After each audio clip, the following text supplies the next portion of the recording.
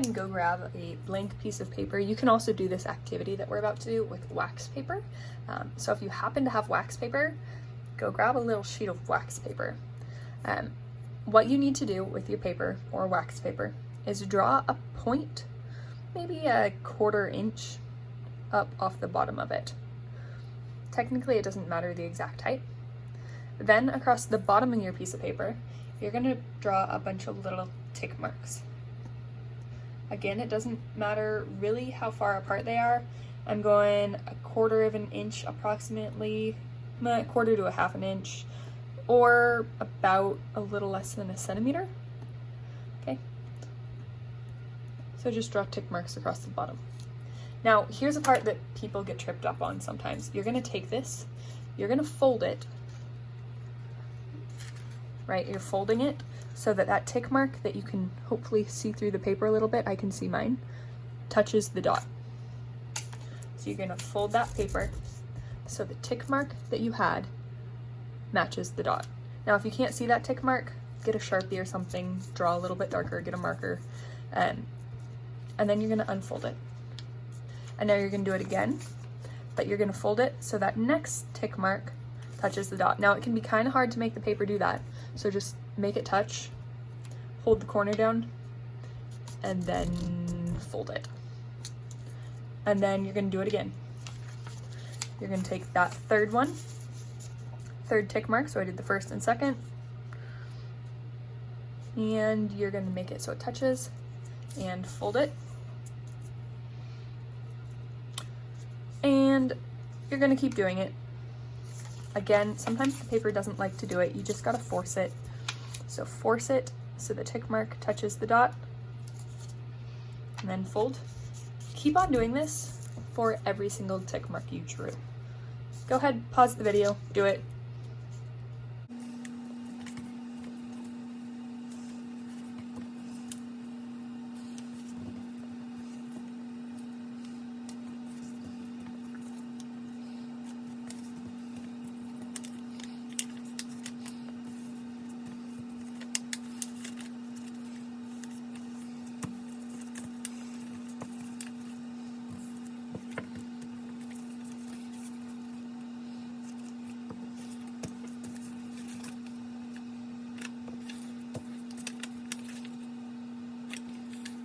All right, so you should have done that. It can be kind of hard to tell when your paper is this way. I'm going to flip mine over. What shape did you just make? If you didn't do it, go do this. You actually need to do this activity. We're going to take notes on this piece of paper in just a second. So you should be able to see that you just made, right here, a parabola. I'm going to go ahead and outline mine approximately.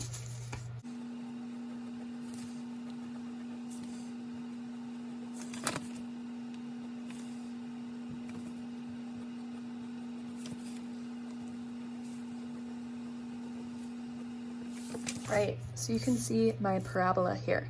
Now on this parabola, we're gonna label some important things, okay? So this original point that we had is called our focus. This point is called our focus. This is important, the focus point is important when you're talking about like concave or convex mirrors. Those are like the bent mirrors. You can tell a lot of things about how a mirror works based on where its focus point is. So we have a focus. This line across the bottom also has a name. So I'm going to go ahead and draw this line across the bottom.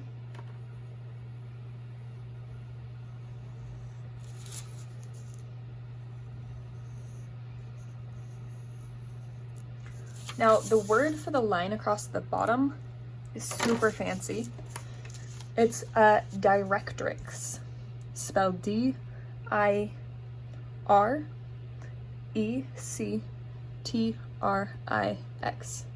directrix.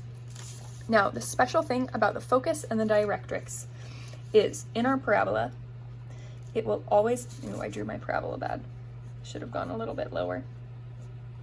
It will always be the same distance from the focus of the parabola to the directrix. So this distance will be the same as this distance. Now, when we draw these, we're going to draw straight up from the directrix. So let's say I'm right over here. If I go straight up from my directrix to my parabola, and then from that point to the focus,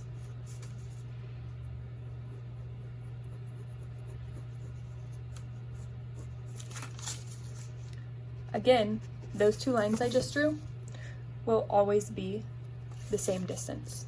So from our directrix up to our parabola, and then from that point to the focus will always be the same length.